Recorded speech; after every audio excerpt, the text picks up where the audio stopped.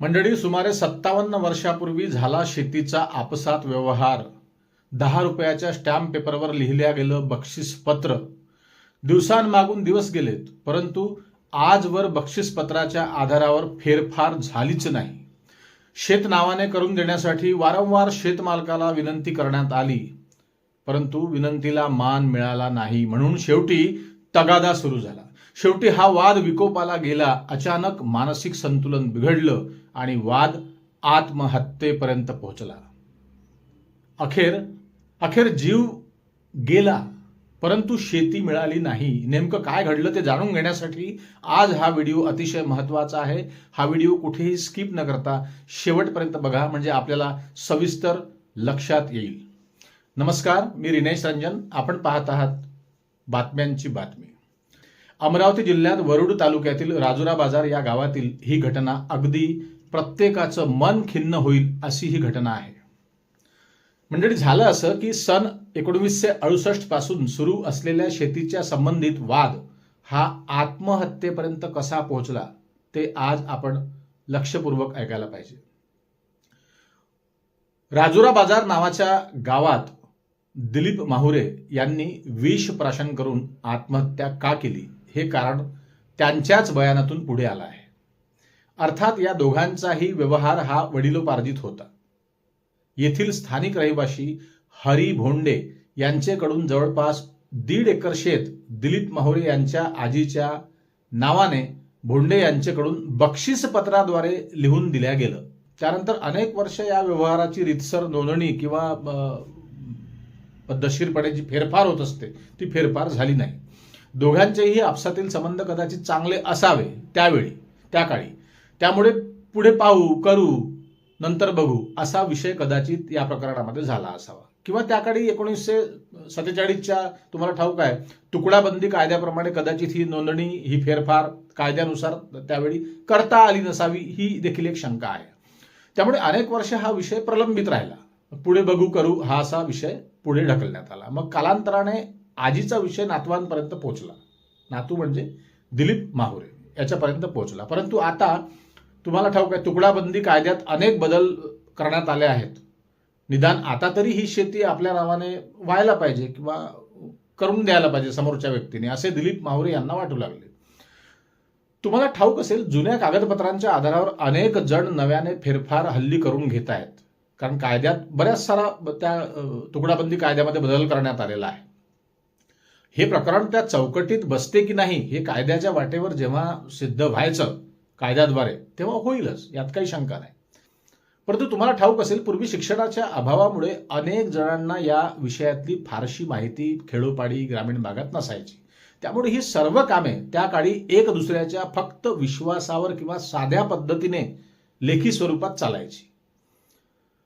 आता या प्रकरणात नंतरच्या काळात काय झालं की मग दिलीप माहुरे यांनी ही शेती माझ्या नावे करून द्यावी, त्यांच्या आजीनंतर माझ्या नावे करून द्यावी यासाठी शेतमालकाला अनेकदा विनंती केली.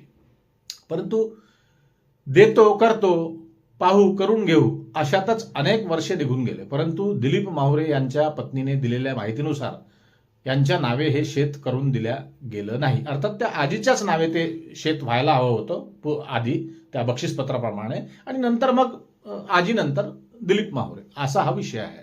आणि या व्यवहाराचं रूपांतर मग काय झालं, हळूहळू भांडणात व्हायला लागलं. अनेकदा पोलिसात या वादविवादाच्या तक्रारी देखील झाल्या, परंतु त्याचं पुढे काहीही झालं नाही. आणि काही दिवसांपूर्वी मग हे प्रकरण न्यायालयात देखील गेलं. त्यानंतर हरी भोंडे यांनी पुन्हा काही पैशाची मागणी केल्याचं देखील या कुटुंबाने सांगितलं. परंतु दिलीप माहुरे हे शेतमजुरीवर आपली जीविका चालवायचे. 2 मुलं आणि छोटंसं त्यांचं ते कुटुंब आणि अतिशय हलाखीची परिस्थिती. तर यांची आर्थिक परिस्थिती नाजूक असल्याने ते पैशाची मागणी पूर्ण करू शकले नाही. अशा प्रकारे वाद तो वाढतच गेला आणि गेल्या 10 फेब्रुवारीला याच विषयावरून वाद अगदी विकोपाला गेला, टोकाला पोहोचला. त्यांना धमकी देण्यात आली, तसेच मारहाण झाल्याची देखील माहिती माहुरे कुटुंबाने दिली आहे. आणि अशातच मग दिलीप माहुरे यांचं मानसिक संतुलन बिघडलं असावं असा एकंदरीत अंदाज माहुरे कुटुंबियांचा आहे. मंडळी, ही घटना 10 फेब्रुवारीला सकाळी जवळपास 8 वाजताच्या सुमारास घडली अशी माहिती आहे. आणि त्यानंतर सकाळी 10 वाजता वगैरे हे त्यांनी विष प्राशन केलं. वरुड येथील शासकीय रुग्णालयात जेव्हा त्यांना दाखल केलं त्यानंतर दुसऱ्या दिवशी सकाळी दिलीप माहुरे यांचं दुर्दैवी निधन झालं. परंतु मृत्यूपूर्वी दिलेल्या बयानात, आदल्या दिवशी जे त्यांनी बयान दिलं मृत्यूपूर्वी, त्या बयानात या शेतीच्या वादाचा स्पष्ट उल्लेख दिलीप माहुरे यांनी केला आहे. त्यामुळे शेतमालकावर गुन्हा नोंदवण्यात आल्याच्या बातम्या देखील वृत्तपत्रातून प्रसिद्ध झाल्या आहेत आणि वरुड पोलीस पुढील तपास या प्रकरणाचा करीत आहे अशी ही माहिती आहे. मृतक दिलीप माहुरे यांच्या पश्चात मंडळी पत्नी प्रतिभा आणि 2 मुले आहेत. पत्नी प्रतिभा माहुरे यांच्याकडे सन 1968 पासूनचे सर्व कागदपत्रे उपलब्ध आहेत अशी माहिती त्यांनी स्वतः दिली आहे आणि आपल्या चॅनललाही देखील काही कागदपत्रांचा पुरवठा त्यांनी केलेला आहे. त्यामुळे स्क्रीनवरती आपण बघू शकता. मंडळी, एक लक्षात घ्या, अशी प्रकरणं ज्या वेळी घडतात त्यावेळी खिन्नता एक वेगळ्या प्रकारची निर्माण होते. मंडळी, दिलीप माहुरे यांनी मृत्यूपूर्वी दिलेलं लेखी स्वरूपातील बयान देखील स्क्रीनवर आपण बघू शकता.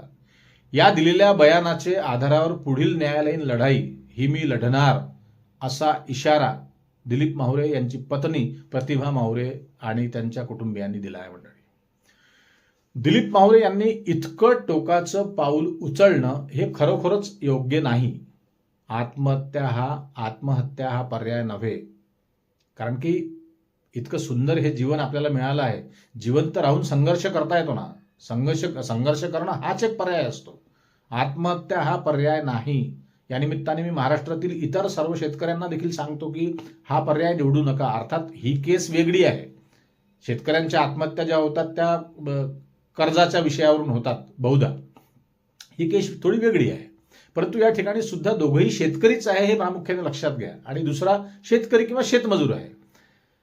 आधीच शेतकऱ्यांची दुरावस्था बघवत नाही मंडळी आणि त्यात शेतकरीच शेतकऱ्याच्या किंवा शेतमजुरांच्या जीवावर उठत असेल तर हे अतिशय गंभीर, अतिशय क्लेशदायक, अतिशय पीडादायक आहे हे लक्षात घ्या. त्यामुळे प्रकरण उपलब्ध असलेल्या अनेक कागदपत्रांच्या आधाराने न्यायालयात जाईल आणि खरं काय ते पुढे आपल्या येईलच. शेवटी बघा, कायद्याच्या चौकटीत राहून काय योग्य काय अयोग्य हे न्यायालय ठरवेल आणि अंतिम निर्णय जेव्हा केव्हा लागेल तेव्हा सत्य काय आहे ते आपल्या सर्वांच्या पुढे येईलच. दिलीप माहुरे यांच्या कुटुंबाला मात्र न्यायाची प्रतीक्षा लागली आहे.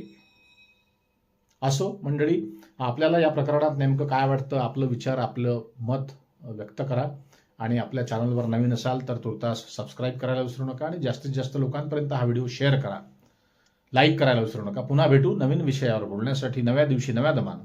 तोपर्यंत नमस्कार. जय हिंद, जय महाराष्ट्र.